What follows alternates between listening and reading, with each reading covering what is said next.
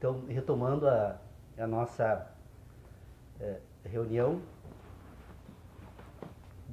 nós então estamos aqui novamente tentando seguir adiante com as nossas investigações sobre inteligência humana, e com a alegria, né, de que o mundo foi descoberto, ao contrário do que afirmavam aí de que o mundo acabaria, ou talvez uma certa forma de pensar o mundo pode ter realmente acabado. E aí isso foi um processo resultante daquele esforço que vem sendo feito aqui por todos nós. Mas eu gostaria de pedir licença aos participantes da reunião hoje para tentar expor um exame que eu fiz durante essa semana sobre a teoria heptanimal de inteligência, que é o assunto que nós estamos examinando nesses últimos tempos aqui. Me parece que a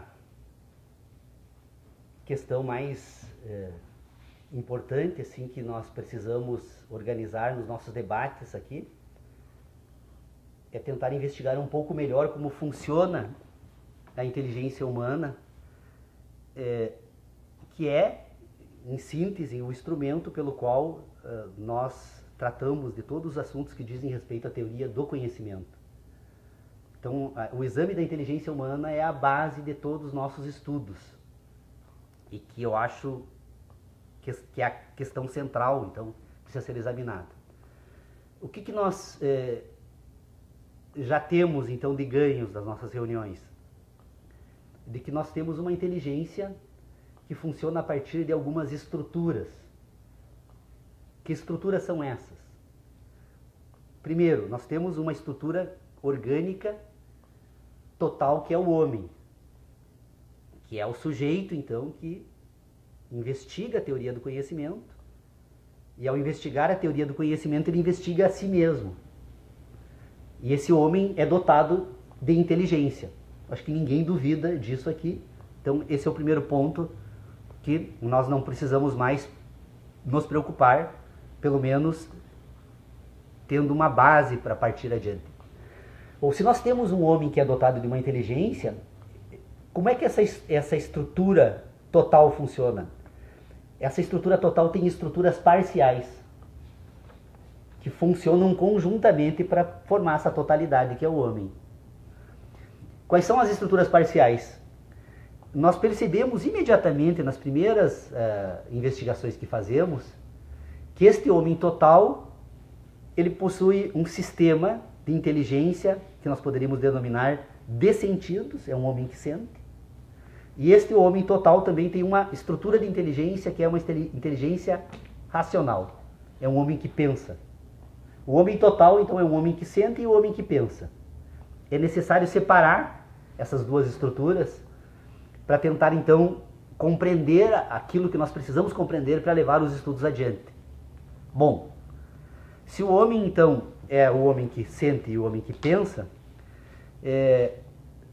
o que nós temos de problema para resolver aqui?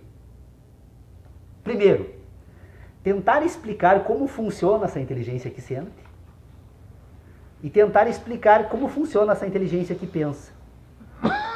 Porque, na verdade, esta inteligência que pensa funciona de forma diferente dessa inteligência que sente. Elas trabalham em conjunto.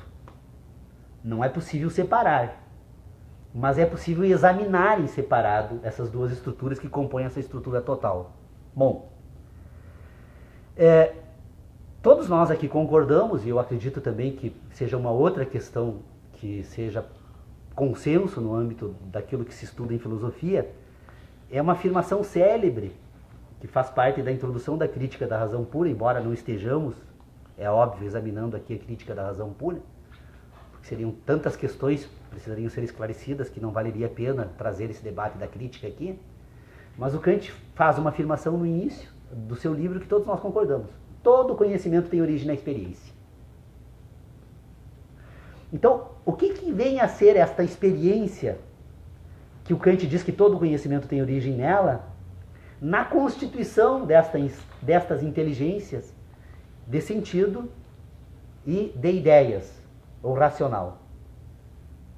O que nós podemos, então, identificar aqui? Bom, na inteligência de sentidos, então, é onde está situada a teoria heptanimal de inteligência. Porque a primeira tarefa da filosofia é tentar entender como funcionam os sentidos. Porque se todo conhecimento tem origem na experiência, a experiência do homem é o conjunto das suas sensações. Nós somos o que somos porque sentimos o mundo.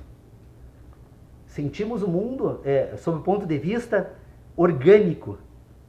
As sensações são reais, orgânicas, se comunicam com o conjunto orgânico do homem. Então, estas relações orgânicas entre o homem e a natureza produzem o que nós chamamos de sensações. É o primeiro acervo, então, que precisa ser investigado para verificar o que esse acervo depois vai representar na constituição daquela inteligência que é a de ideias. Aqui, o homem constrói, então, a partir da racionalidade. Bom, na inteligência de sentidos, a teoria heptanimal, então, tenta apresentar a seguinte hipótese para que reflitamos sobre ela.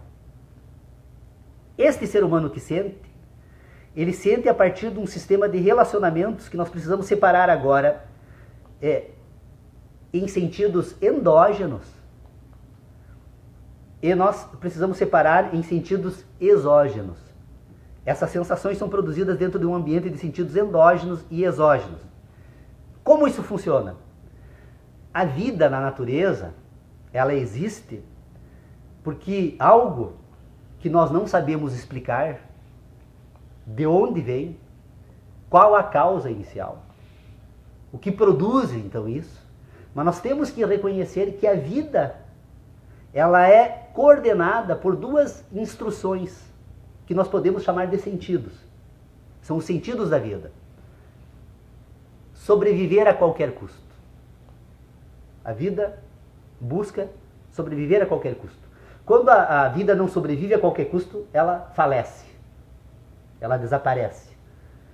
O segundo sentido, reproduzir-se permanentemente. Essa estrutura orgânica está permanentemente se reproduzindo. Essa reprodução orgânica e a busca da sobrevivência, agindo em conjuntos, então, conjuntamente, elas compõem a primeira parte do sistema de inteligência que o ser humano faz uso. Não é bom que se misture, mas apenas para deixar marcado aqui agora, um assunto que tem que ser tratado depois no exame da inteligência racional, estas duas sensações endógenas, dois sentidos endógenos, eles se apresentam para a inteligência racional do homem pelas sensações de dor e de prazer. Nós percebemos racionalmente isso através dessas duas sensações. Mas é uma inteligência natural que tem uma causa desconhecida, que o homem, desde sempre, em todas as religiões, em todos os espaços, aliás, em todas as religiões, sempre diz que estaria aí, então, a presença de Deus, seria essa causa inicial, que não nos é dado conhecer e nem queremos aqui investigar, porque fugiria aos limites dos propósitos do debate e, portanto, traria para cá um conjunto de outros elementos que só destruiriam a nossa tentativa de levar adiante os nossos estudos, mas então diríamos que essa causa inicial é desconhecida, que podemos chamar do que quisermos, inclusive de Deus, ou de ciência, ou seja lá a explicação, mas essa causa produz esse resultado. Um ser que busca permanentemente sobreviver e se reproduzir. Se reproduz organicamente enquanto células, tanto que no momento em que cessa essa reprodução orgânica, a vida desaparece. A morte é a cessação da reprodução. No ser humano, no indivíduo ou na vida. Essa inteligência endógena, então, ela agora, neste homem total, essa estrutura total chamada homem, que depois tem uma estrutura de inteligência chamada de ideias ou racional, que se comunica com uma estrutura de inteligência de sentidos. Nesta inteligência de sentidos, então agora, existe uma inteligência exógena, um conjunto de sentidos exógenos, que são 5. A visão, o tato, o olfato, o gosto e a audição. Bom, antes de trabalhar agora, relacionar essa inteligência, então, endógena com a exógena, nós precisaríamos refletir um pouquinho a respeito desses cinco sentidos exógenos. Primeiro, nós temos 4 sentidos que são orgânicos nessa inteligência, nesses sentidos exógenos, e nós temos um que é de natureza lógica. Então, o tato, o olfato, o gosto e a audição são sentidos orgânicos. O homem, quando faz uso desses sentidos, ele faz uso porque é uma comunicação imediata entre ele, o homem, e o efeito produtor desta causa, a sensação, que é o que produz nos sentidos. Então, quando o nosso ouvido capta determinadas mudanças de ondas vibratórias nas partículas que fazem parte e que entram em contato diretamente, né, com o meu tímpano, esta captura dessas diferentes ondas produzidas pela vibração dessas partículas são recebidas então pelo meu tímpano e ele me produz uma sensação real, concreta, objetiva, total, com o elemento sonoro. Quando eu apalpo, que eu percebo que eu tenho contato corporal com um determinado objeto da natureza, eu tenho uma relação orgânica imediata, total, do meu corpo com aquele elemento da natureza. Quando eu introduzo alguma coisa no meu aparato gustativo, estas relações orgânicas que a minha boca estabelece com este elemento me produzem imediatamente uma sensação de gosto. Quando eu ouço, apalpo, gosto e... quando eu recebo através das partículas de oxigênio determinados elementos da natureza, esse contato com a minha narina é imediato e produz uma sensação de cheiro, né? Então eu tenho 4 relações que são orgânicas, são totais, elas têm sentido realmente, são sensações de sentido. O problema é que com a visão isso não ocorre. Se nós formos examinar um pouco como funciona a visão, nós vamos perceber que a visão, ela não tem sentido algum. A visão, na verdade, é uma relação de natureza lógica do meu cérebro com o meio exterior. A minha retina, ao receber informações através de diferentes ondas de luz, a minha retina, então, com esta informação, ela consegue produzir ou reproduzir informações no meu cérebro sobre diferentes cores e formas. Aquilo que nós chamamos de visão não é nada mais do que uma decodificação de uma informação que está composta num raio luminoso sobre cores e formas. O meu cérebro se apropria dessas diferentes ondas de luz e reproduz no ambiente do cérebro, então, informações sobre o meio exterior. Então, esses 5 sentidos exógenos, em que eu tenho 4 orgânicos e um lógico, eles têm a função agora de constituir aquilo que nós chamamos de racionalidade, de constituir este sistema de ideias. É eles que vão compor agora a inteligência do homem, que permite o homem pensar. De que forma? Relacionando sensações no espaço.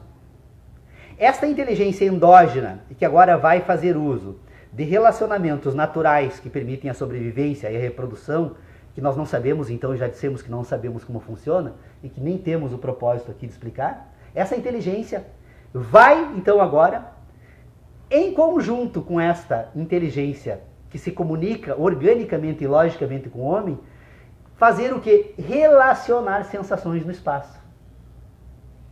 Então, a inteligência endógena que me governa, que me faz agir, que me faz ser o que sou, enquanto ser orgânico, né? Ainda essa inteligência não te permite pensar, ela apenas te permite sentir, por isso que ela é endógena, né?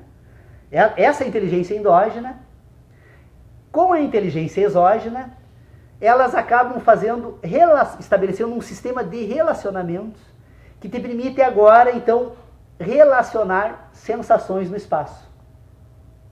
Então, tudo aquilo que chega organicamente ao meu corpo e que é ordenado logicamente através da visão, que me permite, então, pôr em ordem, ordenar este mundo de sensações, com a ajuda da visão, ordenando então essas 4 sensações orgânicas com as 2 também orgânicas, mas endógenas, nós vamos ordenar sensações no espaço e vamos compor aquilo que nós chamamos então de experiência.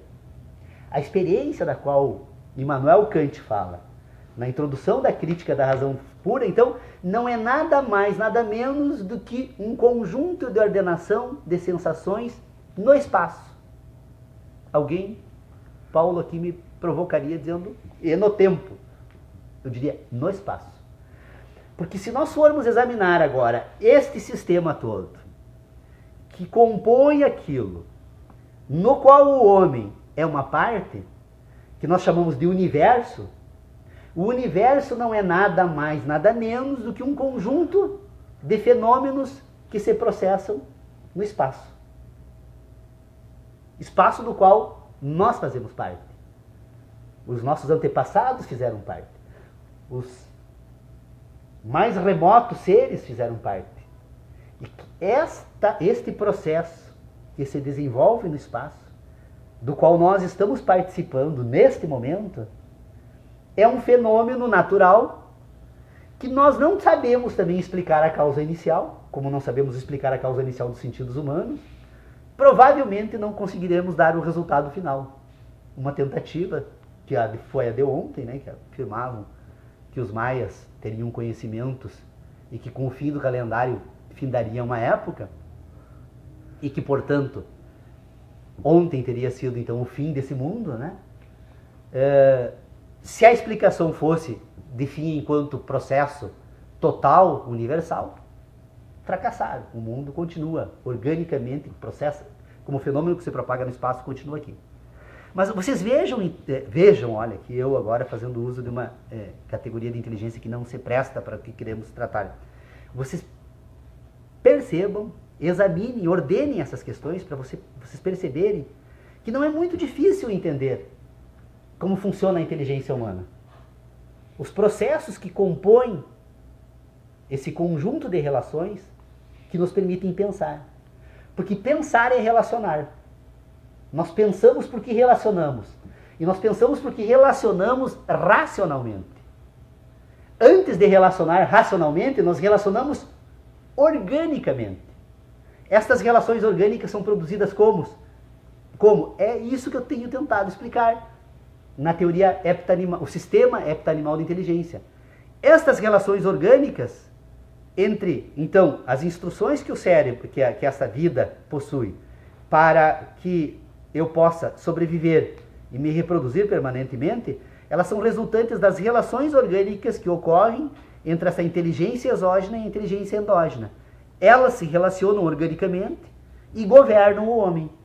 O homem é resultado, as ações humanas, então, são resultados das suas experiências. Nós somos frutos das nossas experiências. Somos resultantes das nossas experiências. Por isso que os homens são diferentes. Porque se os homens tivessem exatamente as mesmas experiências, eles seriam exatamente iguais. Mas como é impossível termos exatamente as mesmas experiências, porque neste processo chamado universo ocupamos lugares diferentes no espaço, nós sempre seremos diferentes. Sempre seremos diferentes. Porque por mais que estejamos agora, neste momento, participando de um mesmo conjunto de acontecimentos fenomênicos, que são compostos por uma série de conjuntos de outros fenômenos que compõem aquilo que somos nós, todos nós aqui estamos ocupando espaços diferentes. E, portanto, mesmo a experiência que estamos tendo aqui, toda ela está sendo completamente diferente para todos nós. Então, mas nós temos um conjunto, um sistema que funciona da mesma forma. Embora sendo todos nós diferentes, nós funcionar no sentido de esses componentes orgânicos, estruturais que compõem aquilo que todos nós somos enquanto seres humanos, eles são os mesmos, absolutamente os mesmos. Os processos são todos os mesmos. Então vocês vejam que se a filosofia imaginou, o ceticismo contribuiu muito para isso, de que jamais o homem conseguiria resolver esses problemas, a mim me parecem totalmente resolvidos, completamente resolvidos. Eu realmente imagino que esse esforço que é resultante daquilo que nós estamos fazendo aqui, que é essa tarefa de buscar pensar, e que eu tenho feito subjetivamente e individualmente, eu acredito que consegui superar essa dificuldade.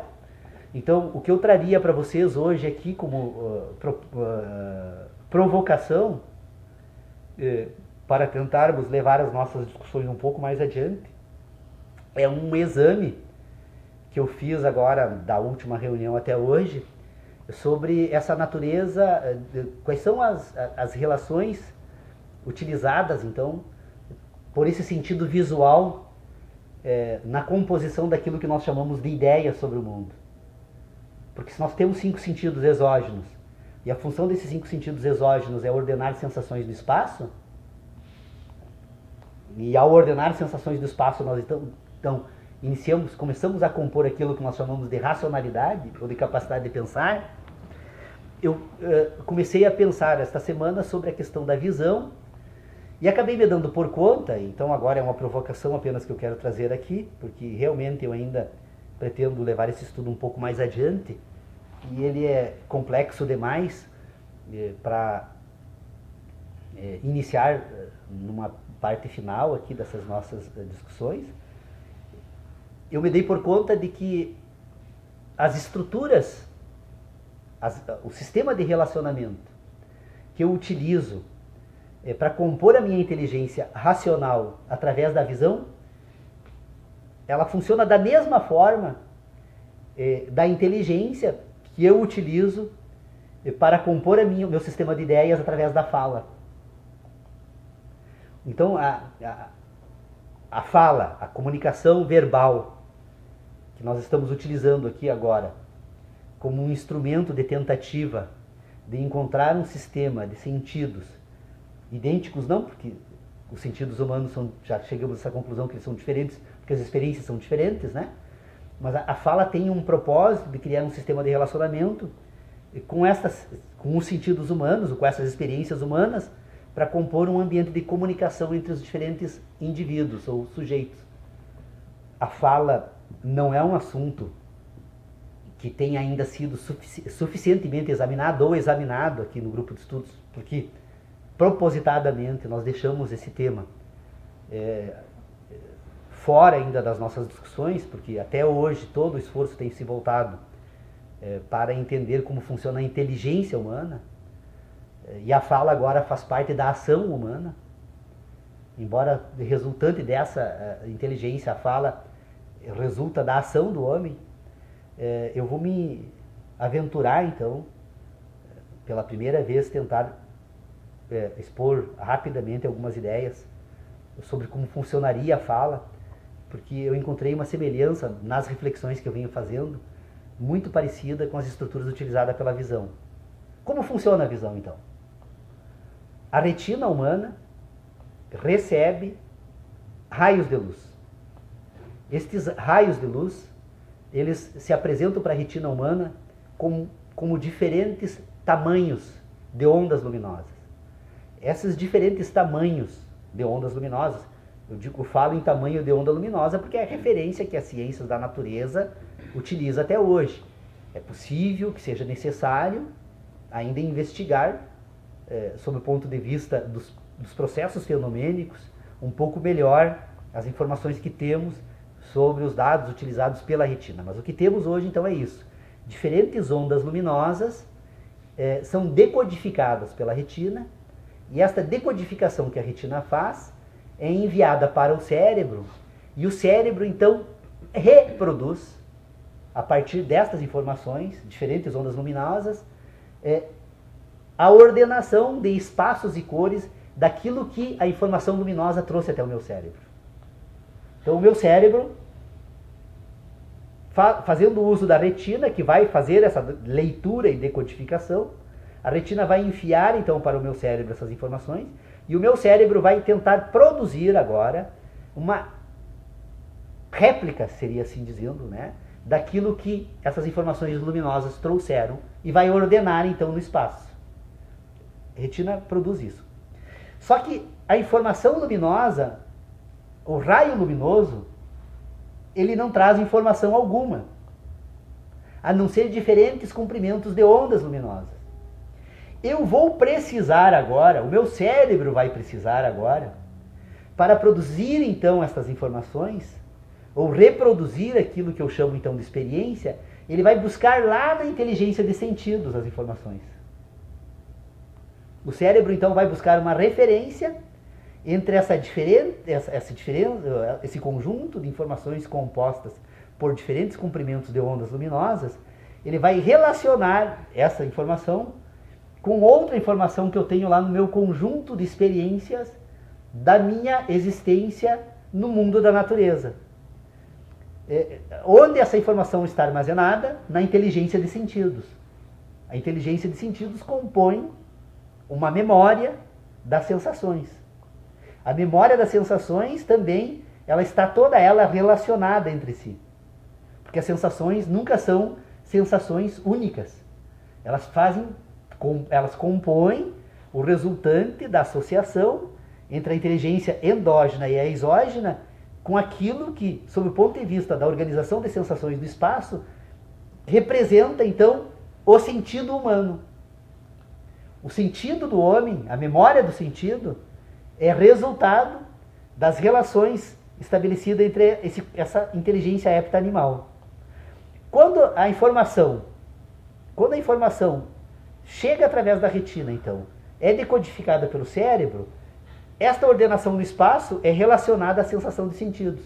Então, o mundo só tem sentido para mim, que eu vejo, quando eu encontro do meu acervo de sensações alguma experiência. Então, por exemplo, o fogão. Um fogão a lenha, que eu esteja vendo ele por um ângulo que não me permita enxergar a boca do fogão, é um fogão. Agora, o fogão com o fogo aceso é um fogão que produz calor. Na minha inteligência de sentidos, essa ideia que o fogão me produz, quando ele chega na minha inteligência, decodificado pelo meu cérebro, é imediatamente associado ao fogão. Agora, depois, para associar o fogão aceso ou desligado, eu vou depender de mais informações, que é com relação à presença do fogo dentro desse fogão. Então você veja que eu estou relacionando o fogão a uma sensação. Isso eu faço através da visão. Então a visão só me permite entender o fenômeno da natureza quando eu associo ele a uma sensação produzida nesse sistema composto, né, que o homem tem, que se chama inteligência de sentidos. A fala age da mesma forma. A fala, ao invés da retina agora, que decodifica diferentes comprimentos de ondas luminosas, a fala, ela faz uso do meu tímpano, que recebe vibrações sonoras com diferentes comprimentos de ondas sonoras. E esta reprodução de ondas sonoras, ela é utilizada pelo cérebro para organizar sensações no espaço. Essa ordenação de sensações no espaço é novamente uma relação entre a fala, aquilo que eu digo de sentido da fala, com o sentido da sensação orgânica que está presente nessa memória de sentidos. Então, quando eu falo aqui, por exemplo, a uma pessoa, se nós não tivermos nas nossas sensações nenhuma associação de sentido àquela fala que é o nome da pessoa, nós não temos ideia da pessoa que a fala busca representar. Então eu falo aqui, João Carlos Pedroso de Oliveira Moraes dos Santos. Isso é apenas um conjunto de sensações orgânicas que chegam no meu tímpano através da fala. Por enquanto, a não ser esse conjunto de informações orgânicas, eu não tenho absolutamente nenhum sentido nessa fala, porque falta o sujeito, falta o indivíduo que esteja vinculado nessa fala. Se nós apresentarmos um indivíduo aqui e dissermos, esse é o João Pedro de Oliveira, com o nome todo completo, todos nós agora vamos associar um sentido a este sujeito e a uma ideia. Bom, só que este sujeito, esse sentido e essa ideia é produzido pelo quê? A mesma relação que a identidade visual, por exemplo, o cérebro humano que vai pegar a imagem, que vai capturar a imagem do indivíduo através da retina, decodificando diferentes ondas luminosas, ele vai produzir no ambiente da inteligência, relacionar no ambiente da inteligência, o mesmo indivíduo que essas diferentes ondas sonoras que se apresentam para o tímpano também vai associar. Então vocês vejam que tanto a fala, o sistema de relacionamentos que a inteligência humana faz uso entre a inteligência de sentidos e a inteligência racional, que a fala faz uso, é a mesma da visão. Com a diferença de que a visão ainda, ela tem mais um outro problema para ser resolvido. Porque enquanto a fala tem um determinado limite espacial que se apresenta, apesar de que agora com o rádio, com a televisão, com a transmissão sonora, as duas situações ficam praticamente idênticas, né? Mas nós vamos perceber o seguinte, que o indivíduo, por exemplo, quando o Paulo chegar e dizer aqui, esse aqui é o Hélio, essa informação sonora que o Paulo apresenta, ela é quase imediata aos meus tímpanos. Ela demora um determinado tempo, mas ela é quase imediata. Só que a visão não. A visão, a depender do sistema ou do objeto que eu estou tentando examinar, a visão pode tratar de informações que se encontram a distâncias extraordinárias, que precisaríamos aguardar uma imensidade, né, de tempo, que são diferentes. O tempo, na verdade, é sucessão de processos no espaço. O tempo em si não existe, né? Eu já sempre disse isso. O tempo foi uma invenção da ciência e da filosofia para explicar ou para pôr em ordem certas coisas que não estavam suficientemente claras. O tempo, na verdade, são relações entre fenômenos no espaço. Por mais que eu utilize de critérios, que eu refine meus critérios, eu ainda assim vou identificar mudanças de partículas, como na escala subatômica, entre diferentes espaços. Esse é o tempo. Mas eu vou encerrar, porque até para dar oportunidade para todo mundo falar, acho que estou falando há muito tempo e eu mesmo me canso, e é muito exaustivo expor todo esse sistema de uma vez toda, até porque ele precisaria de muitas outras explicações que fazem parte desse sistema todo, mas o que eu gostaria de dizer para vocês todos é isso. Eu descobri algo muito novo para as nossas investigações, os nossos estudos, e essa descoberta tem a ver, então, sobre os relacionamentos que são utilizados pela visão para compor aquilo que nós chamamos de inteligência racional e, particularmente, para compor aquilo que nós podemos denominar capacidade de imaginar o mundo. Porque a nossa capacidade de imaginação, ela está associada agora à associação desses diferentes comprimentos de ondas luminosas, que nós podemos agora, associando umas às outras, abandonar os comprimentos diferentes de ondas luminosas e utilizar só os dados do cérebro agora para imaginar o mundo. A capacidade do homem de crer, que é talvez a mais importante de todas as capacidades, que nos separa do mundo animal. O homem é homem porque crê. Se nós deixássemos de crer, nós passaríamos a ser iguais aos demais animais. Então essa capacidade de crer é produzida pela inteligência, com auxílio da inteligência visual. Não é só ela. Obviamente tem uma série de fatores. Nós somos diferentes na natureza com os demais seres vivos, porque temos competências e estruturas orgânicas completamente diferentes. A prova está, inclusive, uma das mais evidentes, que não precisa nem justificar, é a diferença do tamanho do nosso cérebro, que é o sistema que compõe um sistema central de organização da inteligência racional e de sentido, que depois coordena a ação humana, né? Basta examinarmos as diferenças entre os tamanhos dos nossos cérebros para perceber que nós temos uma estrutura de inteligência diferenciada, mas que, se nós formos examinar em certo sentido, uma boa parte dela ela é igual em todos os animais.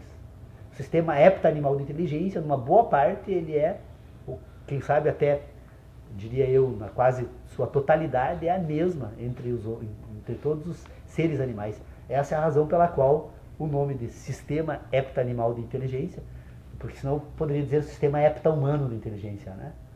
Eu fiz a escolha de hepta-animal porque essa inteligência não é apenas do homem, é a inteligência animal que funciona assim.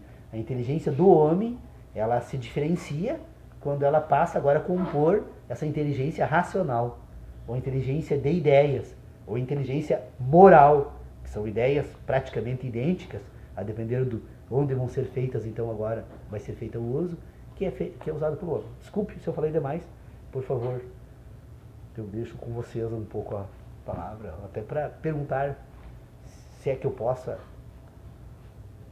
responder alguma coisa aí. E aí, filhote? Conseguiu entender? No início não dá para entender muito bem, né? Demora um pouco para entender. É bem complexo, né? O tema é complexo, precisa de bastante dedicação de todos nós. Isso é verdade. Precisa de silêncio, o cara fica se concentrando, escrevendo, talvez. Mato. Isso no meio do mato. Esquema no meio do mato. No meio do mato. Não tem outro lugar para pensar sobre isso a não ser no meio do mato. Porque nós precisamos primeiro nos reconhecer enquanto seres orgânicos. É o ponto de partida. A vida só existe na natureza porque há uma capacidade natural de entendimento dos seres vivos. O ser é ser vivo porque ele tem uma capacidade natural de entender o meio em que vive, para se relacionar no meio em que vive. Então, lembro que já fui... Até as bactérias. Pois é, eu diria isso agora. Já fui ironizado aqui no grupo de estudos há tempos idos. Acredito que hoje ninguém se atreveria a fazer o mesmo, porque as primeiras descobertas que eu fiz, que foram ainda lá em 2006, foi quando eu me dei por conta, e eu dizia isso, sob muita crítica, de que em certo sentido o homem e a ameba são iguais. Nós precisamos reconhecer isso. Ah, sim. Em certo sentido. Que certo sentido é esse? Há nos dois, no homem e na ameba, uma capacidade natural de entender o meio em que vivem. A ameba, para poder formar os seus pseudópodos e se apropriar do elemento orgânico que então vai produzir a existência da vida nela, e o homem, para poder sobreviver e se reproduzir. Tanto a ameba quanto o homem buscam permanentemente a sobrevivência e a reprodução. E então, nos dois, nós vamos encontrar o primeiro dado que vai constituir então a vida na natureza. Capacidade de entender o meio em que vivem. Essa capacidade está presente na ameba e no homem. Da ameba ao homem, agora, existem estruturas orgânicas distintas, diferentes. Estas estruturas orgânicas distintas, diferentes, que existem entre a ameba e o homem, é o que vai compor aquilo que nós chamamos, então, no nosso mundo civilizado, como escala da evolução. Entre a ameba e o homem, há, então, diferentes estruturas. O que eu tentei explicar hoje aqui é parte dessa estrutura que eu acredito encontrar no homem e numa boa parte dessa escala evolutiva.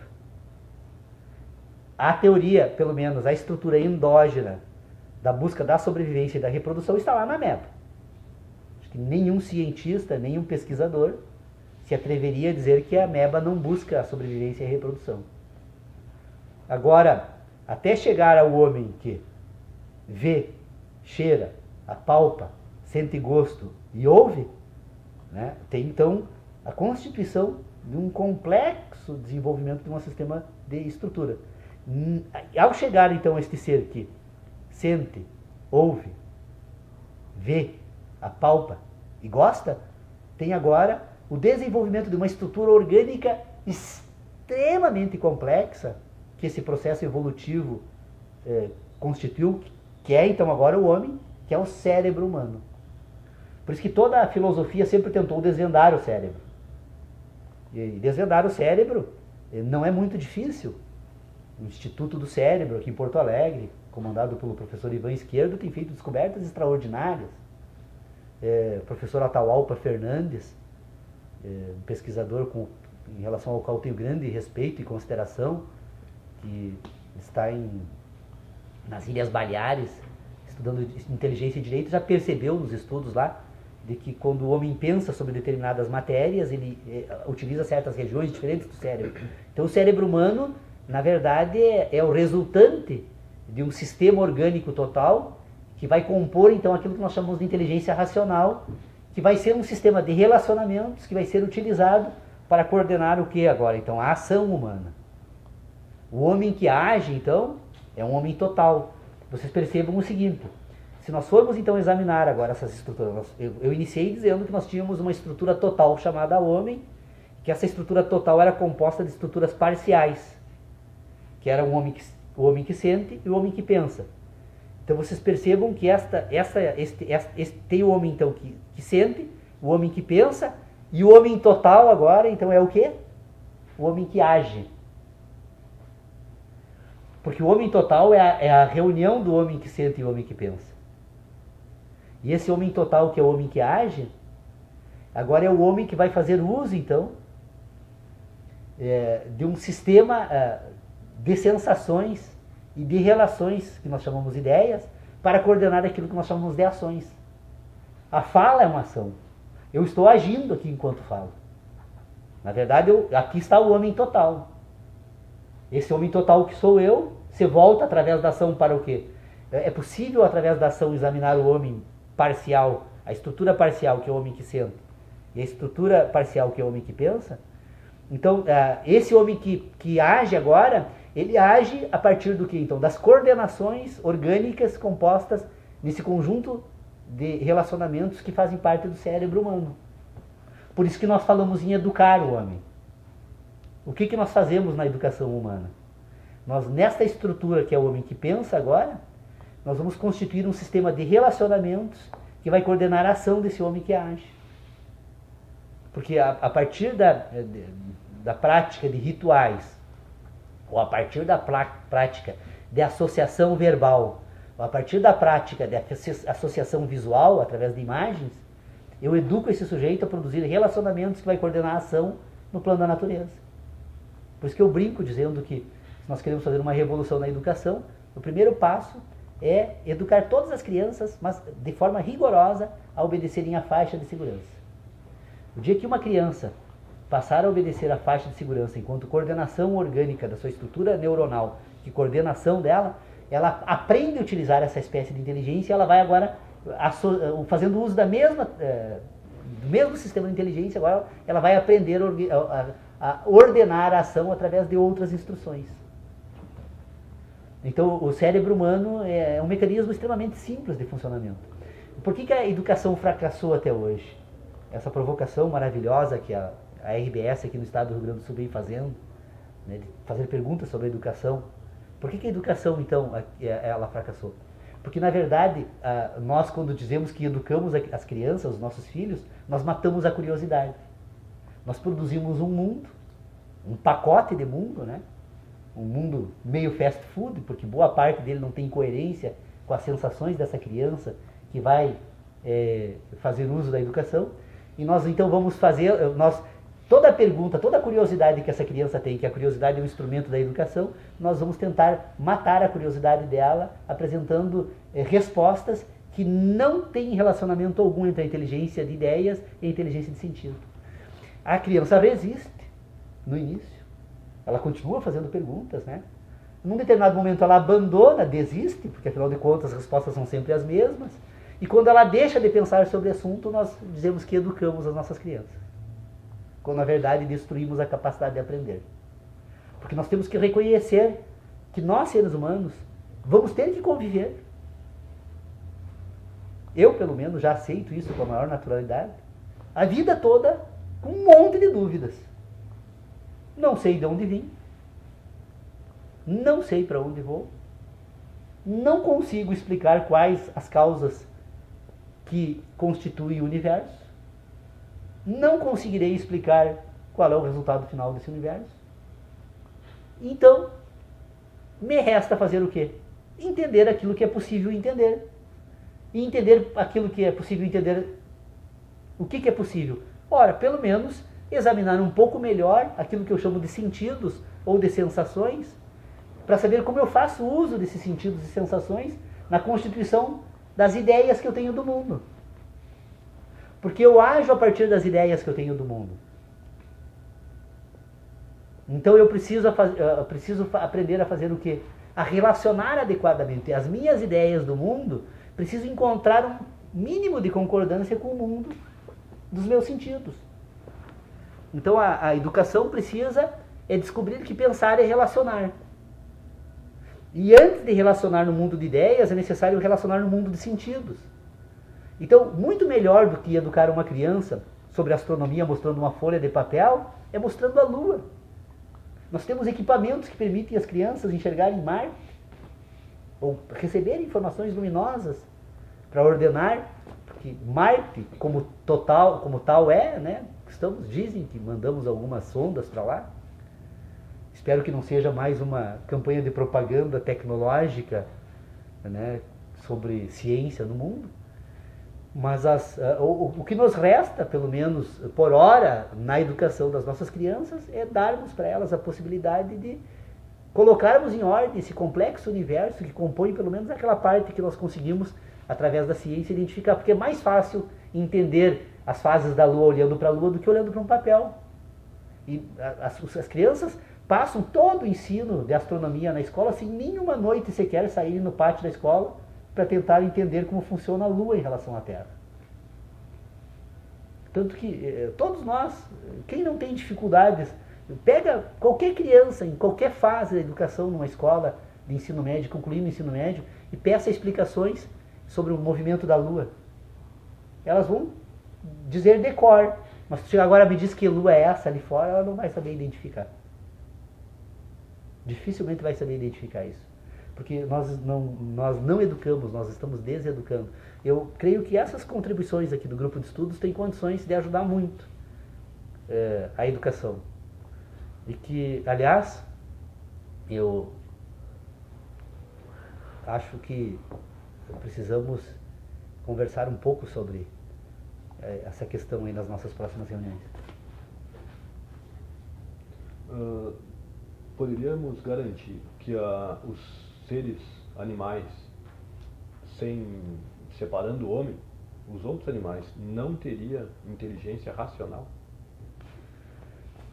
Não é bem isso. O problema todo é que a racionalidade humana, como tal, e que nos permite, então, chegar ao nível de desenvolvimento de uma fala, que é o principal instrumento que nos permite, então, agora, o relacionamento em comunidade, é que nosso cérebro, diferentemente do cérebro do animal, imagino eu, nós temos a capacidade de produzir ideias a partir de memórias.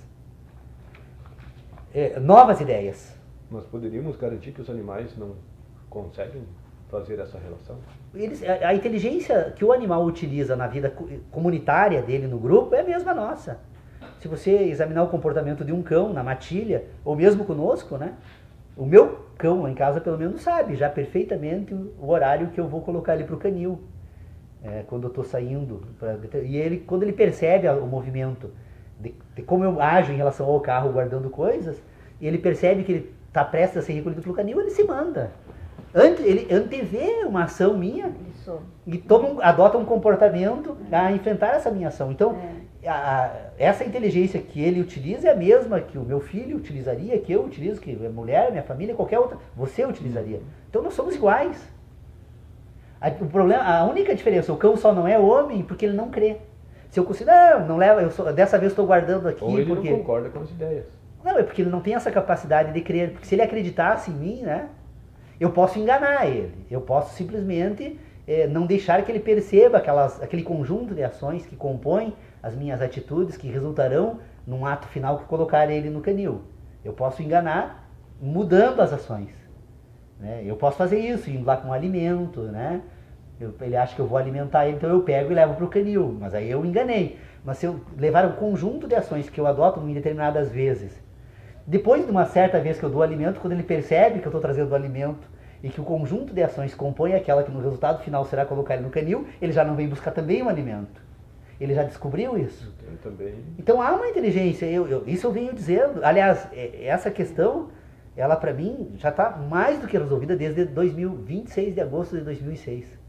Que foi quando eu descobri então essa questão fundamental a respeito da existência de um sistema de entendimento natural entre os seres vivos. Que eu acho que é o ponto de partida dessa investigação, porque a filosofia tradicional, ela tentou imaginar um mundo, e imaginou que seria possível imaginar um mundo, além inclusive da própria realidade, para depois voltar e descobrir o mundo de acordo com essa imaginação, e isso fracassou.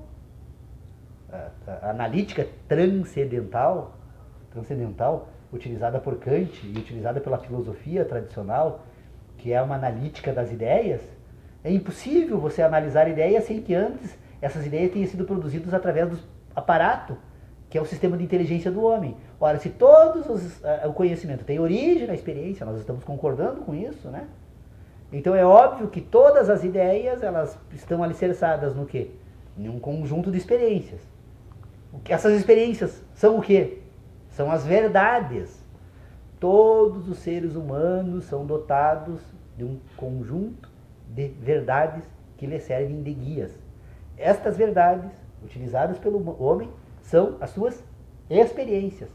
As minhas experiências são as minhas verdades. As nossas experiências são as nossas verdades. Como as nossas experiências são individuais, então a verdade é sempre individual. Não existem verdades universais.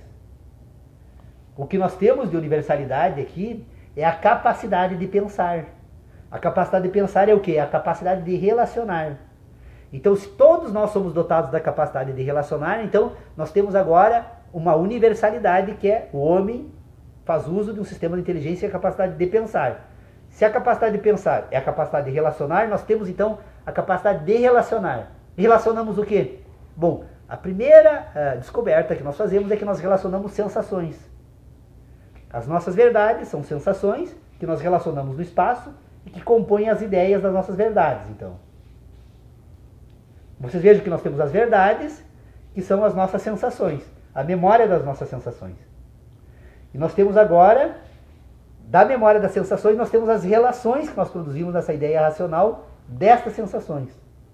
Estas relações das sensações, então, podem ser retiradas agora, as nossas verdades, desse ambiente. Restam o quê? As relações. Como é que eu descubro, sabe, essa competência humana?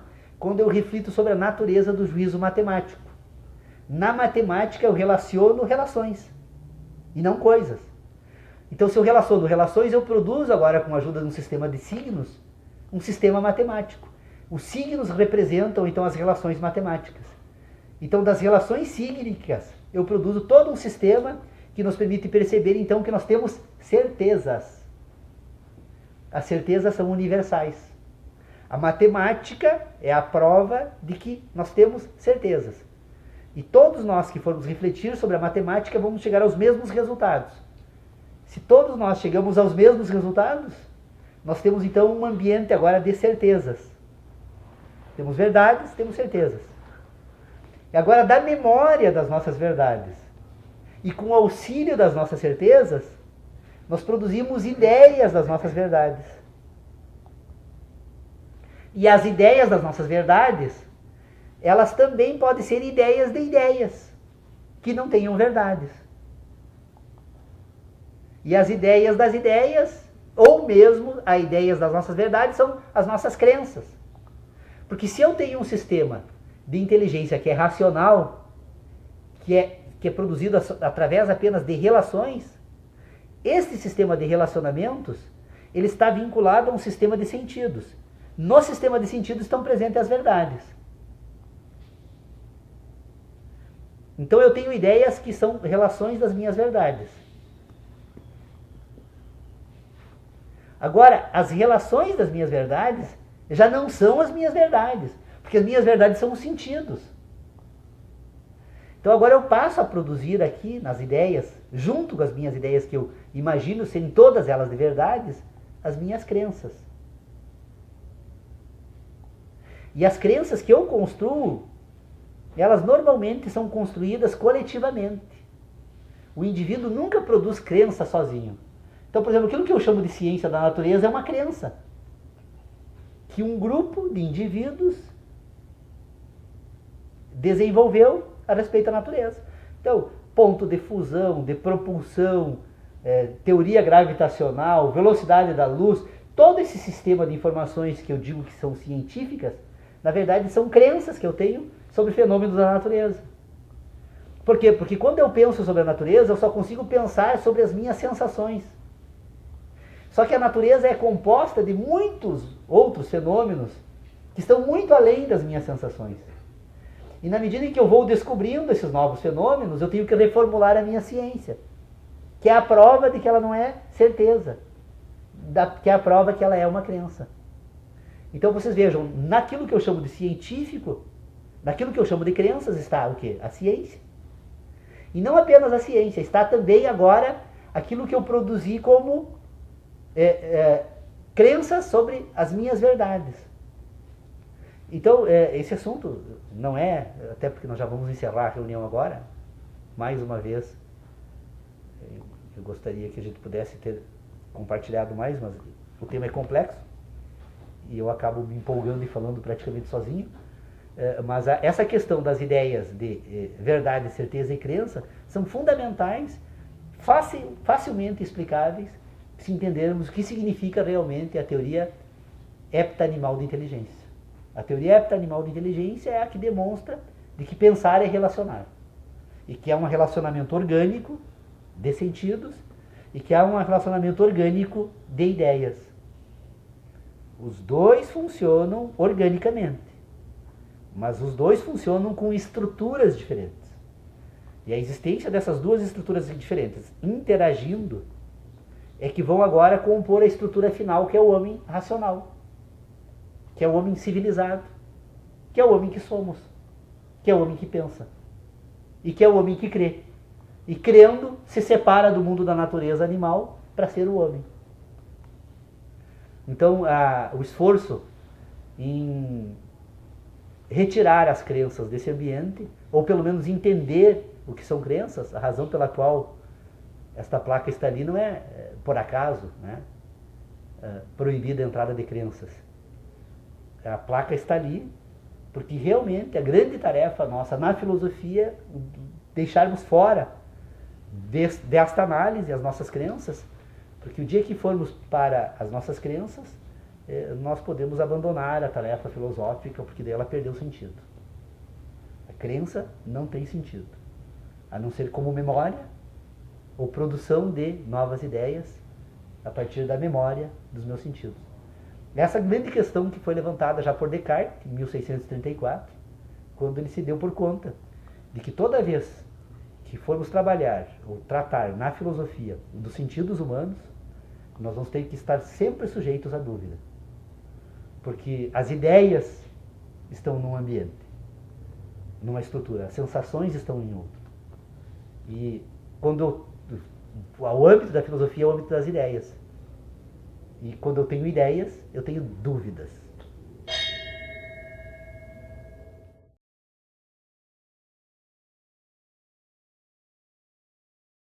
Então, retomando a nossa reunião, nós então estamos aqui novamente tentando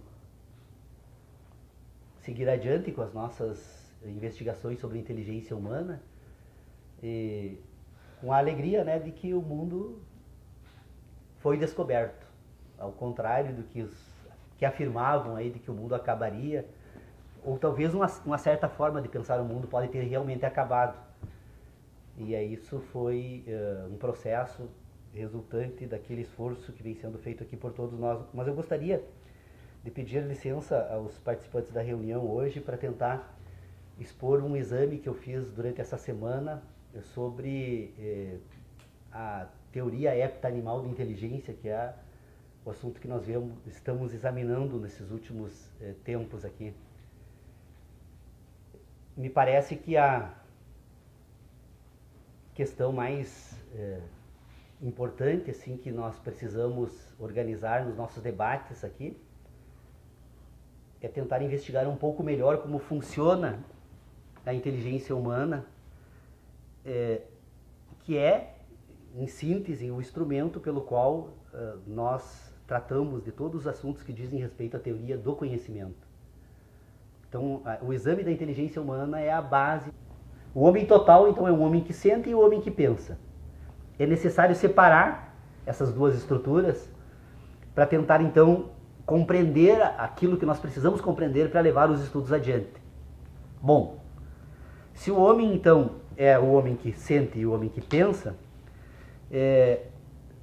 o que nós temos de problema para resolver aqui? Primeiro, tentar explicar como funciona essa inteligência que sente e tentar explicar como funciona essa inteligência que pensa. Porque, na verdade, esta inteligência que pensa funciona de forma diferente dessa inteligência que sente. Elas trabalham em conjunto.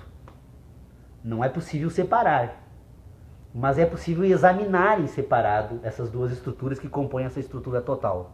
Bom,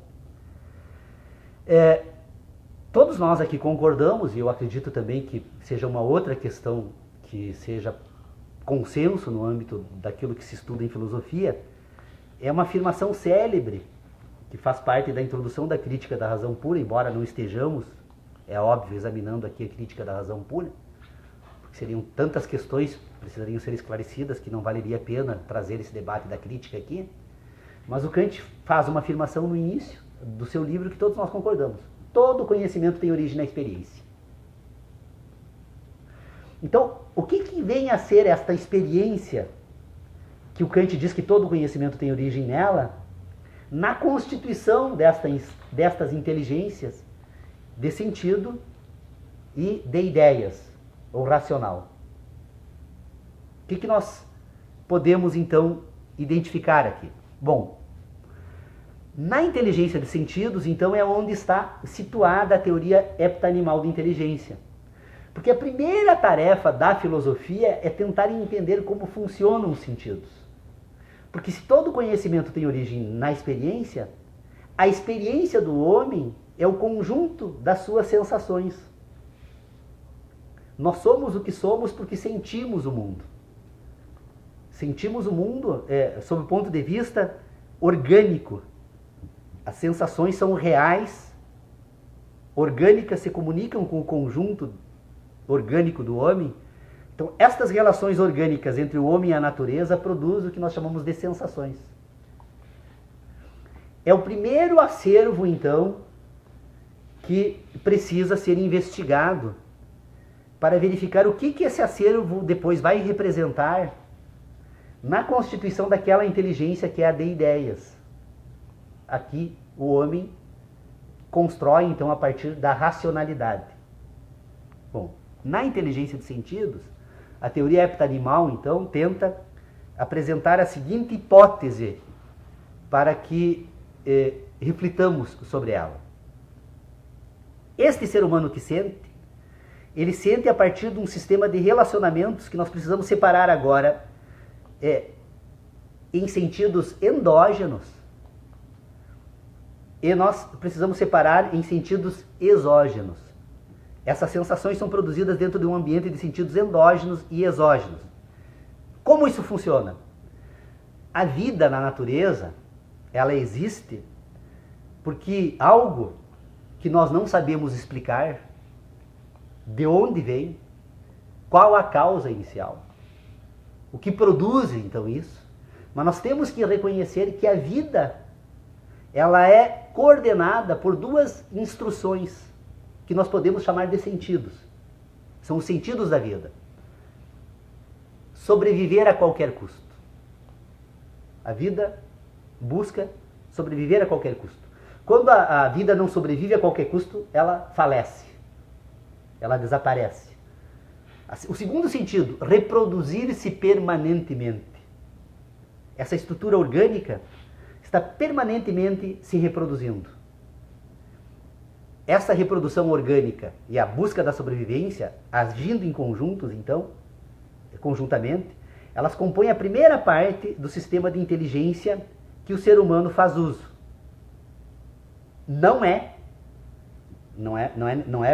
bom que se misture, mas apenas para deixar marcado aqui agora, um assunto que tem que ser tratado depois, no exame da inteligência racional, de todos os nossos estudos, e que eu acho que é a questão central, então, precisa ser examinada.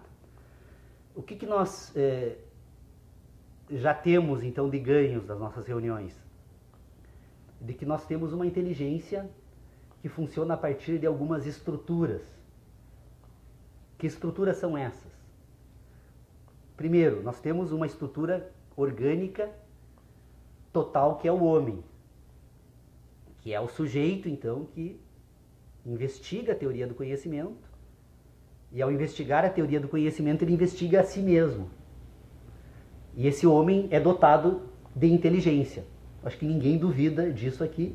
Então, esse é o primeiro ponto que nós não precisamos mais nos preocupar, pelo menos tendo uma base para partir adiante.